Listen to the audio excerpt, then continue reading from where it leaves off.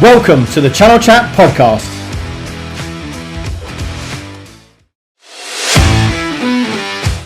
Hello, I'm Marc Sumner, host of the Channel Chat podcast show, and today I have the privilege of Rob Tomlin, the VP of Channels for Dell Virtual Studio. How are we doing, Rob?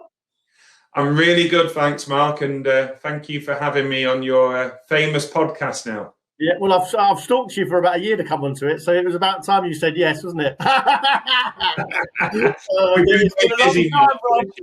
You palmed me off a few times, but I finally got you. Rob, obviously, for most of the listeners, they'll know you, but for the ones that don't, I sort of hope for you sort of like give a bit of an introduction of yourself, but also as well for the listeners, how you actually got into tech all those years ago. That's a really good question, Mark. So thank you for having me again, as I say. So I've been in tech for, I pinch myself here, 22 years, which is man and boy, frankly. Joined Technology PLC when I was 18, TPLC, which so many people I come across who have been in the market for a while will go to me, I worked there, or I know somebody who worked there back in the day, and there were so many characters I met joining as an 18-year-old back in the day. I literally was sat there in my previous job, which I was doing out of college, just reading the paper one night, said, do you want to get into technology? And I loved computers from being a kid. I think I got my first PC, a rubber-keyed Sinclair Spectrum ZX when I was about 5. And I got addicted to loads of different games over the years and learned how to do basic coding through literally typing stuff in a PC magazine that got you a game at the end of it. And I was addicted to computing. I was never a massive techie, but I loved IT. So I thought, you know what, instead of selling breakdown cover, I should go and become an IT salesperson. So literally rang up, got an interview there, and before long, I'd handed my cards in from where I worked at the AA to go and work for TPLC. So, and then 22 years later, it's worked out okay. So I kind of did a few years at TPLC. Then I went to work in distribution, a company called ISI, Interface Solutions, where I pretty much set up a division of the company that sold IBM, where I made quite a bit of good part of my career working with IBM, built a very successful IBM distribution business that we then sold to Mr. Rigby, Peter Rigby, one of the industry's legends. We sold it just before the 2008 crash, so 2007, 2008. And I joined what then became SDG. It was ETC, ISI, and it all came together, working for an absolute legend called Paul Eccleston. Yeah. He's a great guy. Obviously went on to build out Nuvius and had many different parts of his career over the years. So I was at SDG for a good few years. And then SDG got bought by Tech Data. It's an industry phenomenon, of course. Companies getting bought, mergers and acquisitions. But went to work for Tech Data, working with Andy Gass, who I'd previously tried to sell ISI to back in the day. And we always got on very well from then. But Andy was obviously acquired SDG, and we integrated that. I loved working for Tech Data. It's a great company, lots of fun, made lots of lifelong friends there. And then we bought Avnet, and then I went off and integrated Avnet. We did a brilliant job of that and built the business up to a point where we had really great market share. And then I onboarded Dell, this interesting vendor, exciting vendor to Tech Data, which we built from very small, because Dell had always been a direct-to-channel vendor or direct-to-channel vendor, and they decided to embrace distribution probably 5 years ago. So I built a great business with them. Would you like to come and work with us at Dell? And we think, well, do you know anybody actually who might be right for it? Actually, didn't say to me, would you want to do it? And literally, I woke up the next morning and I thought, I fancy that. Yeah, I can make a difference there, and you know what? That's where I am now. So that's my plotted history and the very long answer to a very short question. I remember Scott Haddow saying his podcast from last week, but that's the journey that's got me to where I've got to be fair. And Rob, am I right in thinking the first year you were at Dell, you got Channel Chief of the Year, CRN? Because that must have been an honour for you. Yes, yeah, it was a complete honour, right, firstly, and I still. If you go onto my LinkedIn picture, actually, and hopefully people think I'm a relatively humble guy. They'll probably get lots of people messaging, not saying that afterwards, but but I've got the most shocked picture of my life probably on there, because I did not think for 1 second I was going to get that award. What was amazing about it was an award that was voted by the partners, and trust me, after trying to win the CRN award for the last couple of years, it's not easy to win, right? But that one was voted for by the partners. And I think hopefully it reflects a little bit about what we've been seeing as Dell since I've joined the business, which is, I think the partners a little bit saw me as one of their own joining Dell. So a channel person joining a vendor who's going to be on their side trying to drive, obviously, Dell's agenda, but the channel's agenda, and educate Dell. And so really nice, lots of nice notes into the CRM. They showed me a few of them, and it was very touching, frankly. So yeah, that was a big achievement in my first year. Hopefully it was good for me, my Dell career as well. So yeah, congratulations. So let's move on to the COVID crisis, if we've seen it. So the last 12 months, obviously it's been very hard to predict and navigate through leadership roles to actually the last 12 months. You know, if you're a leader in the IT channel, it's been very, very difficult. You've had loads of things to contend with around mental health, around products into the market, around shortages. How has the last 12 months been for you at Dell and in the channel? I'll tell you what I'll do. I'll cover it two ways for you, Mark. I'll tell you personally how it's been for me, right? Yeah. And then I'll tell you business-wise, right? Because I think what the pandemic's shown is we really got to know people a lot better. Both the people that work for us, we did know, but you've got to see a lot more about them. And then I'll tell you about the business as well, right? So personally, it obviously it's been a completely strange year, right? So my normal life for the last 15 years since I came into leadership roles and board type roles, I've been traveling Europe, traveling the world, going to different meetings, leadership meetings, board meetings, events, vendor events, and I would typically have spent at best half the year in my own bed.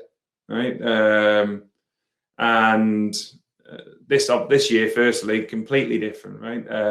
So, I mean, I actually got married on the 25th of January, and we were meant to have gone to Ibiza for our family wedding. We had the legal thing here, and then the holiday, which was meant to have been all our friends and family, that got put off, and then we put it off again because we couldn't do it this year either because of COVID.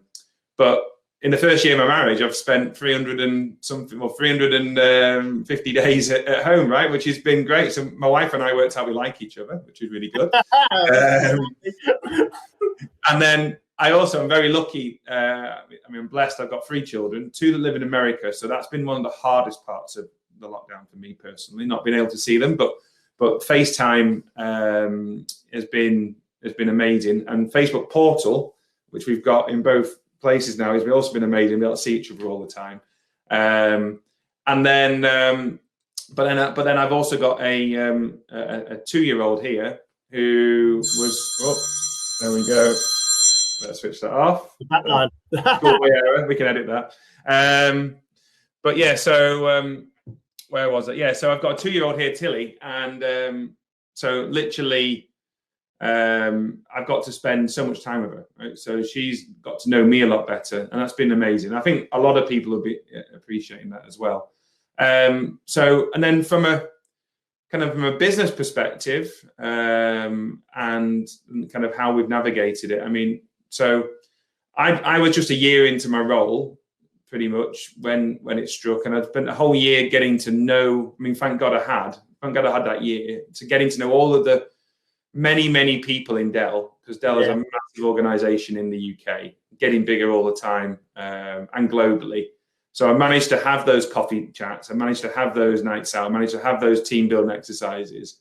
But when it struck, it obviously, we were sat there initially in the January, February, March, but it literally hit us. And from a business perspective, the first thing we had to do was make sure we look after our people. Right? We Yeah. had to make sure all of our people had ability to work from home. And actually in Dell, I mean, you had Sarah on a while ago, and she talked about the fact that Dell had always been a home working company. It always had ability. Everyone had the access to log on. Everyone had laptops, and in the main, that's right?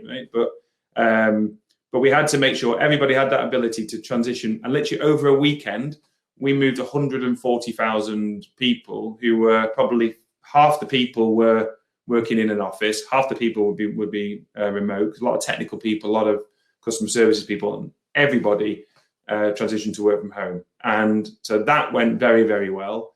Then we absolutely had to prioritize everyone's health, making sure everyone was looked after and completely safe.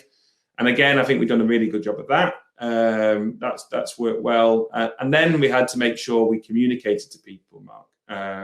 We had to make sure that we didn't leave anybody behind.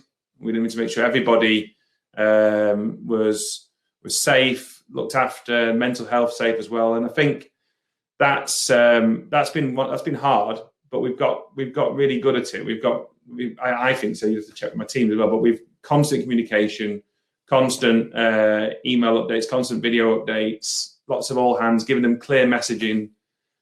But from a business perspective, we didn't really know what was going to happen. I've heard all the leaders come on the podcast talking about, like, we didn't know where it was going to go. We didn't know what business was going to be like. And reality is, I think there's been 3 marketplaces or 3 industries that have just obviously been so core to what's happened. Healthcare, firstly, right? And we're super proud to have supported the NHS and supported the partners that have been supporting the NHS, and our partners. So many of them have been doing so many things you'll never hear about, right? And to support all of the NHS selling support, whether it be client devices, whether it be data center solutions. So much has gone on there with the NHS, and they've probably acquired more tech than they would have bought in many years put together in a small amount of time. You think about the logistics industry that's been delivering all the stuff to us. I mean, that's been a marketplace and an industry that, if it hadn't been for them, how would we have got through the pandemic? Yeah, Zoom's been all right as a team. And I've got lots of friends who are not in the tech industry, and they'll be just like looking at, not understanding what we've done, but the tech industry has kept everything going, right, for the last few, well, for the year that's gone. So yeah, absolutely, Mark. And so you've had to ask me a question. So do you think you touched on mental health there? Now, that, luckily for you, you're an IT company and you already had sort of laptops, etc. So people can work from home. But did you have issues around the basics, like, their environment? They haven't got a chair, comfortable chair, tables, that sort of stuff, or was that okay for you and your team? We're still there now, Mark. I mean, we've got I've got individuals who are house sharing. I've got teams that work for me in all over. I've got teams that work for me in Ireland. I've got teams that work for me in India. And I mean, it's not, who knows how long they were going to work from home for, right? I mean, even me personally, I worked on my sofa for the first 3 or 4 months, right? And I didn't get a desk. I didn't buy an office. I didn't buy a chair. I didn't do any of that because I didn't know how long it was going to last. But definitely, I've heard lots of people talk about it, but we've got a number of individuals who probably aren't on the best work from home environment, but they've been resilient. They've been amazing, and they've got through it. And that's my teams, who were both office based and field based. They've had to just adjust to it, to be frank. And I tell you a story. I've onboarded quite a few people through the pandemic. I mean, probably not as many as we would in a normal year, but we had a few things we were doing, and we carried that on. And I had a sales director who joined me, Sarah Meyer, a name dropper, and she joined me in the February. Right, she came from Texas. She was relocating. She had her first meeting with us all in March, and then the borders closed. She went back to America. She got stuck. She didn't have a visa. She had to do she volunteered to, because she's super committed with grit. She had 6 months working US hours living in an Airbnb because she gave up her apartment, and oh my God. and she couldn't get a visa to get back in the country because Mr. Trump closed the borders. So I'm sure there's hundreds of stories like that, right? But what inspires me most and what has been so amazing is the resilience and grit all of my team have shown, and all the partners have as well. Yeah. Now, you see all sectors of the channel, distribution, reseller, whatever, and how they're performing. What's your take on it and how it's been for them? So, good question. They're all good questions, obviously, Mark. So firstly, distribution, right? I mean, you go back 5-10 years ago, people were questioning would there even be a distribution channel. Right? Yeah. And I think in the pandemic, distribution has absolutely shone through. I've seen TD, Curtis. We don't deal with West Coast, but they've done a great job. Everyone's done a great job, right? Arrow, I have to drop all my disties, Ingram as well now, right? But they've done a great job because you think about it, right? They transitioned all their people, and they're very in the office company. 85% of their people will be in the office. But they've all transitioned. They managed to get all of our orders placed on time. I mean, there's never been a week, really, it's gone by where we've not managed to get the deals done, the orders booked, and everything else. So distribution's been amazing. And then their logistics capability, as I said before, with logistics has shone through. So Disty's been well, and I know they've obviously benefited from the work from home, learn from home boom, right? I mean, we've seen laptops have just completely sold out consistently for over a year. They'll continue for the year ahead, right? Partners in general. So from a partner perspective, I think the big partners have done very well. And you've seen the earnings reports, you've seen the numbers come out of all the big partners. And they've had a good year in the main, right? They've been boosted by public, but they've been boosted by being trusted advisors to big customers, and they've navigated towards people they're pretty confident to deliver for them. They've done very well, and then I've seen a lot of the specialist partners do well who are becoming hybrid cloud type partners. So they've helped customers transition workloads from what would have been on-prem, and that would have taken them a couple of years to get to cloud, and they've done it overnight. So I think that set of the market's done well. I think SMB partners have had a bit of a tougher time, and you'll see that with what you do, Mark, whether there's less hiring, more hiring, but they had to kind of skip a beat. What I would say now, though, is I see across the board partners being optimistic about what's going to happen in the year ahead, which is good, right? So I think that's probably a long answer to a short question, but I think the big partners have done very well. The Disty's have been amazing, and partners in general have shone, especially in Dell, right, where a lot of my end user sales teams maybe didn't always appreciate what the partners do, but they definitely do now. Yes, so as we've gone through the year, Rob, the sort of trends I've seen from a recruitment perspective of, people have been putting much more social media posts out, and people have still been hiring. A bit of a sniper attack. They didn't sort of advertise it, and they sort of you could see the LinkedIn updates. From a Dell perspective and your own perspective, what trends have you seen throughout the year, the last 12 months? From a people perspective, so firstly, what I was very proud about in Dell is we didn't do anything knee jerk. Right, and you've seen them. We put our results out last week for the year that's just gone. It was a record year for Dell, but if you go back to March, April time, we didn't know what was going to happen. We didn't have a crystal ball, so we probably were a little bit more conservative about what we were doing, but we didn't do anything knee jerk. We didn't take large amounts of people out. We battened down the hatches. We supported our people, and we really kind of took stock about what would happen in the market, and that was pretty much a 20. That was a last year statement most of the year, to be fair.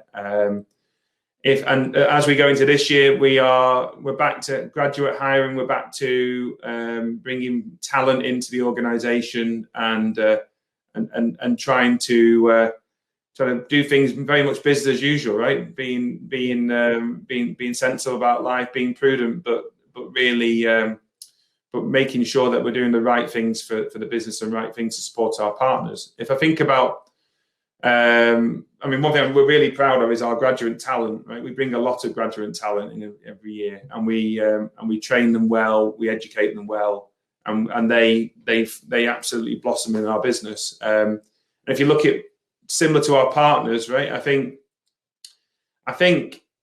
initially our partners were, from talking to all the MDs, the partners were very much, again, pause, work out what's going on, work out which way's up.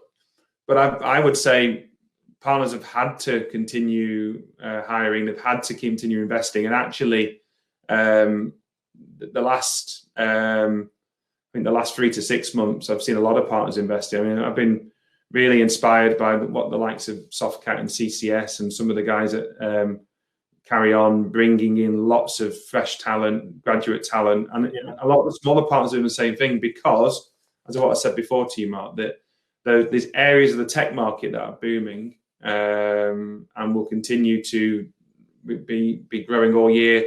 The likes of the notebook space, work from home anywhere, security being a really hot topic, and there's a skill shortage, Mark, and there's going to be a skill shortage for years to come because tech is so important to people's businesses.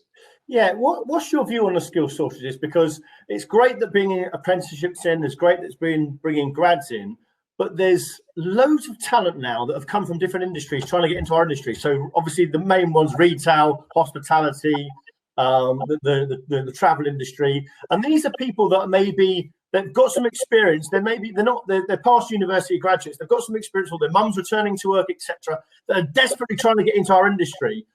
Now, it's well documented that we've had a skill shortage. What's your view for people like that who are trying to get our industry, but there still is a bit of a brick wall when I speak to partners actually saying, well, look, I still want experience. If they haven't got experience, I'll only take a grad. So what are you seeing in terms of, you know, people with other experiences and got the soft skills, but they just can't seem to get into our industry? I would say it's all of our responsibility, Mark, is the point, right? So so the whole STEM agenda, the diversity agenda, it's completely our responsibility as leaders in the channel to drive that agenda, right? So you think firstly about schools and higher education. We need to do more as vendors. I say that now, being in a vendor. When I was in a distributor, I was pushing the vendors to get more. It's our job. And in Dell, I'm really proud. I know Microsoft are doing some great stuff. I know Intel are doing some great stuff.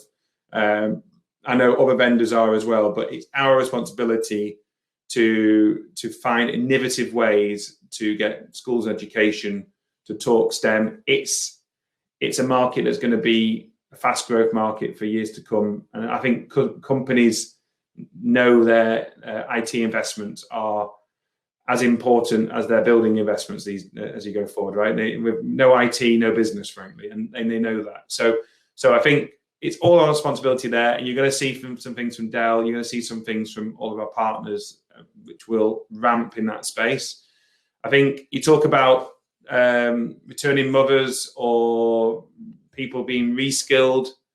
Again, right? There isn't enough graduates to fill all the roles that all of the partners and all of the different types of company would want to fill, different types of channel partners. So I think we've all got to be more open and do a lot more reskilling and retraining of people who want to move into the industry. Yeah. I know the distributors do a great job of that, and they can hire on bulk.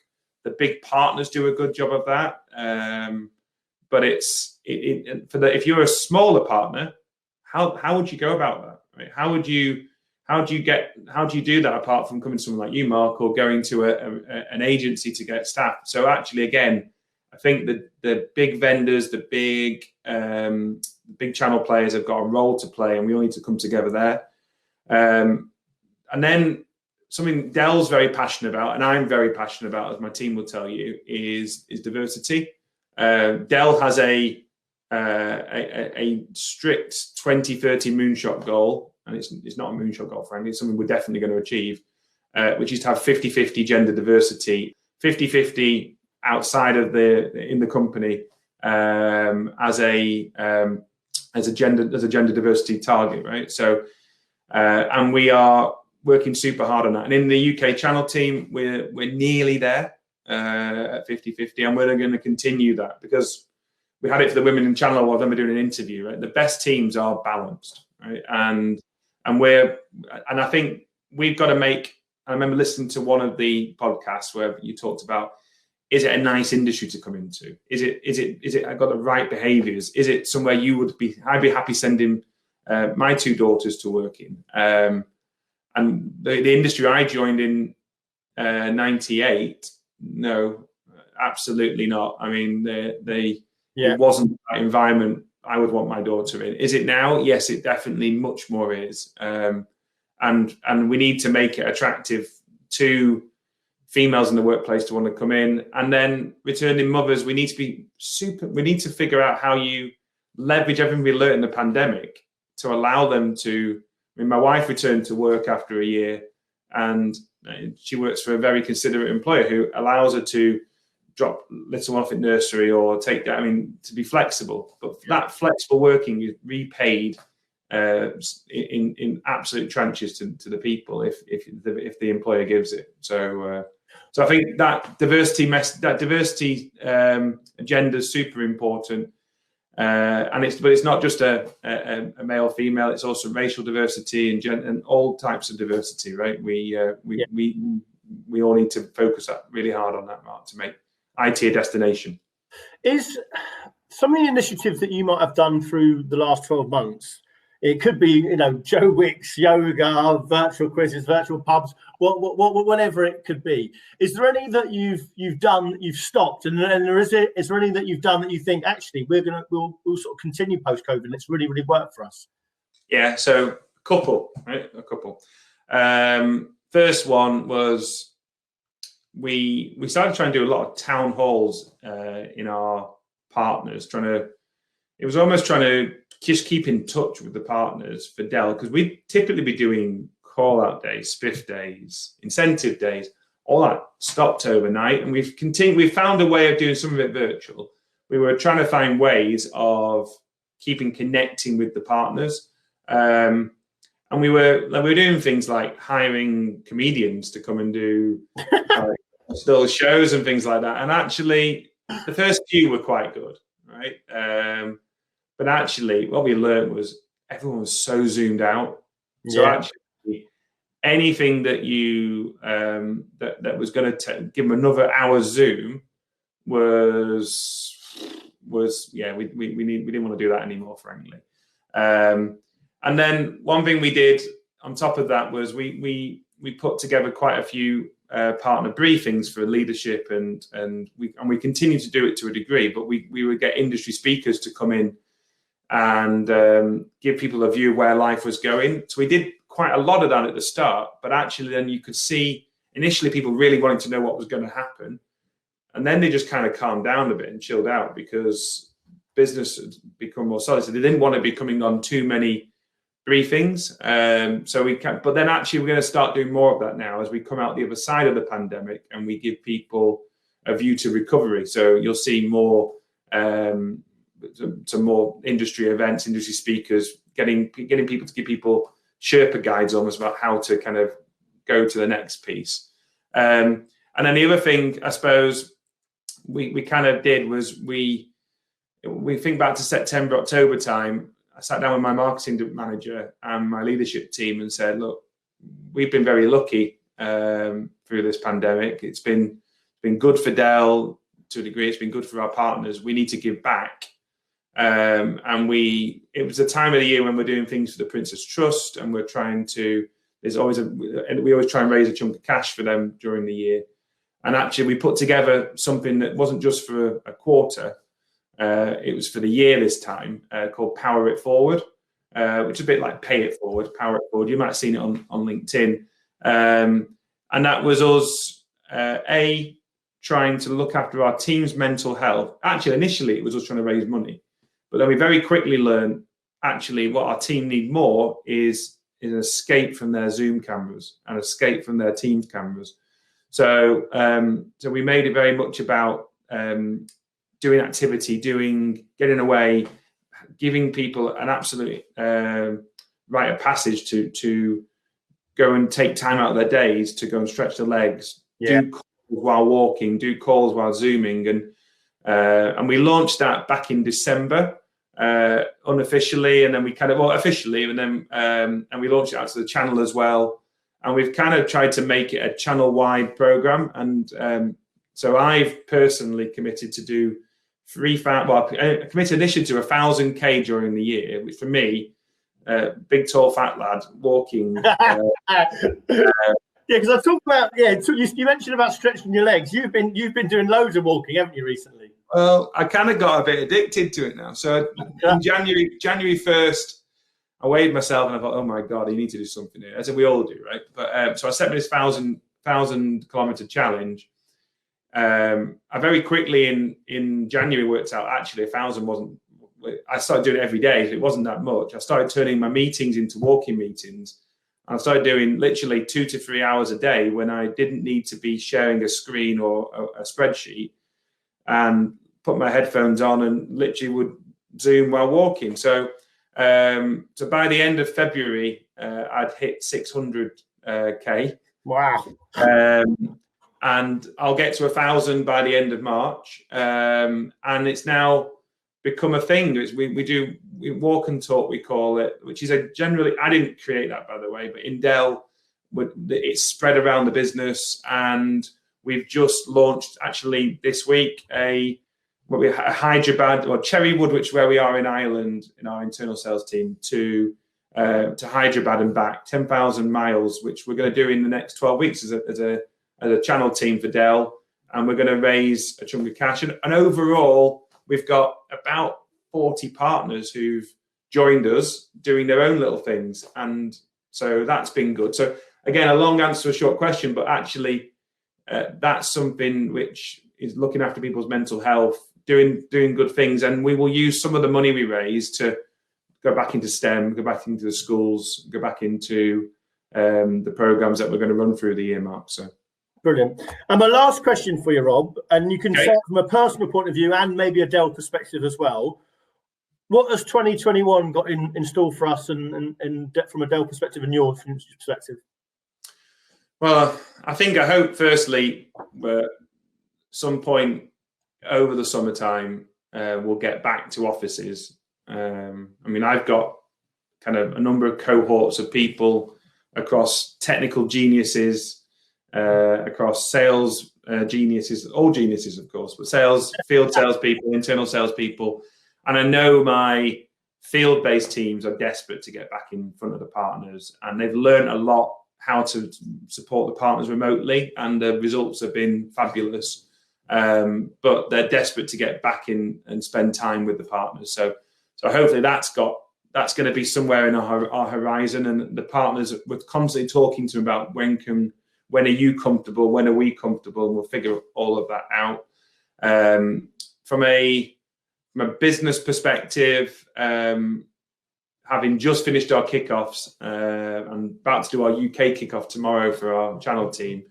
What I'd tell you is it's going to be a very, very strong year again for client computing. Right?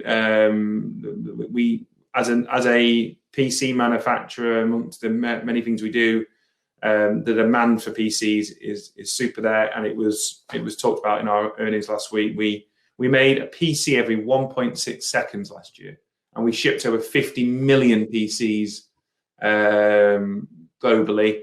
And we're very proud in the UK. We finished Q4 as number one in PCs in IDC, which was a big thing for us in Dell. That was a name drop there. Sorry, apologies, Mark. But PCs, client computing, work from home, work from anywhere is going to be a big driver for the market. And the PC is not dead. The PC is very, very alive, and it's going to be driving the business in notebooks specifically.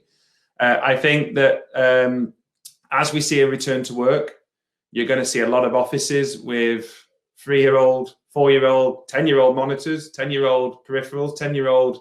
I saw you were kitting out your office, Mark, as you went back in.